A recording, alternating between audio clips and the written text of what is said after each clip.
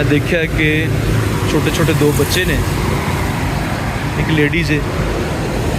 अस्सलाम वालेकुम अजी, की हाल है? ठीक हो? खरीयत नाल इत्थे लेटे हुए हो?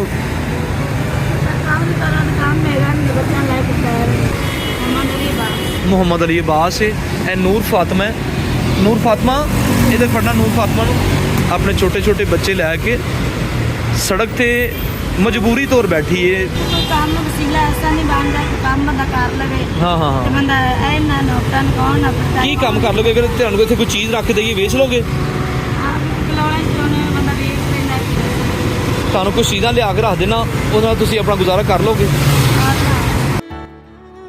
माँ बाप अपने बच्चे वास्ते जान तोड़ मेहनत करता है, परदेस कटदा है, दुख मुसीबत बर्दाश्त करता है ताकि मेरे बच्चे का फ्यूचर अच्छा हो सके, मैं अपने बच्चे नूं अच्छे लैवल ते देख सकां। उहदे लिए असीं इहनूं अच्छा कपड़ा पवाने आ, अच्छी जुत्ती पवाने आ, अच्छा खाना खवाने आ ते अपनी औलाद वास्ते हर हद तक जाने ताकि साड़ी औलाद नूं ਸਕੂਨ इतमान हासिल होवे। तो उनके लिए असी कोशिश करते रहने।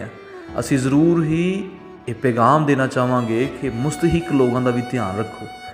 थोड़ा जिहा ध्यान तुहाडा इस बच्चों वास्ते भी बाइसे बरकत हो सकता है। बहुत महंगा तो नहीं असी इन्हां नूं दे सकते, क्योंकि असी चाहते हैं कि साडे बच्चे दे बराबर कोई ना पहुँचे, लेकिन थोड़ा जिहा ध्यान मुस्तहिक लोगों वास्ते भी होना चाहिए ताकि बच्चे रुलन ना। औलाद जिन्हां कोल नहीं गई उन्होंने इन्हां दा कदर कीमत पुछ के देखो। अनमोल तोहफा है जिहड़ा खुदा देंदा है। सानू चाहिए कि इहो जिहे लोगों का भी ध्यान रखिए। असी ये बाजी नूं थोड़ा जिहा काम करके दिता है ताकि ये अपने बच्चों नूं रोटी खवा सकेगी।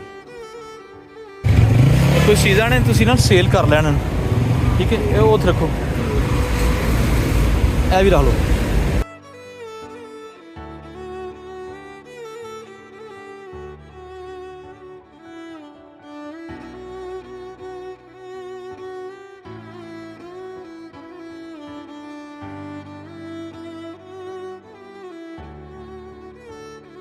ਤੁਸੀਂ ਇਹਨੂੰ ਵੇਚ ਕੇ ਕੁਝ ਹੋਰ ਲਿਆ ਸਕਦੇ ਹੋ। ਤੁਹਾਡਾ ਸਿਲਸਿਲਾ ਚੱਲਦਾ ਰਹੇਗਾ ਬੱਚਿਆਂ ਦਾ, ਠੀਕ ਹੈ?